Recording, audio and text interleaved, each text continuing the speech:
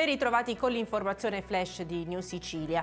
Una breve relazione sfociata però nell'incubo di comportamenti violenti e ingiuriosi, botte e maltrattamenti al cane. Per paura e vergogna non si era mai recata al pronto soccorso. È il racconto della vittima, una donna di 58 anni che è riuscita a denunciare l'ex compagno, un sessantenne di Giarre.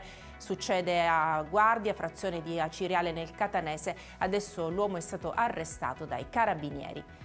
Pendolari bloccati, collegamenti marittimi ancora interrotti e disagi per la popolazione eoliana. Il maltempo che ha colpito la Sicilia ha messo a dura prova le isole minori e la piccola frazione di Ginostra, Stromboli. Stamane il traghetto ha trasferito nelle isole i pendolari che erano rimasti bloccati a Milazzo, mentre restano ancora al porto gli aliscafi.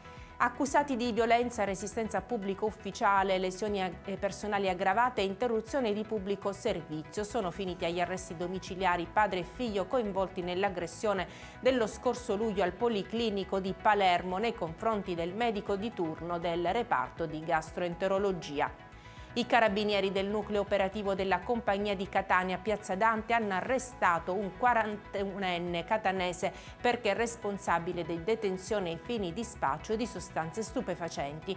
Percettore di reddito di cittadinanza, è stato posto a disposizione dell'autorità giudiziaria che ha convalidato l'arresto.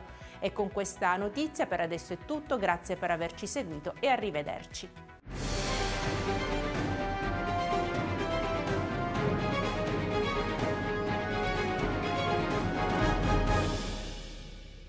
Procar, centro assistenza autorizzato BMW e Mini, adesso anche BMW Motorrad, via George Marshall 7, Mister Bianco, Catania.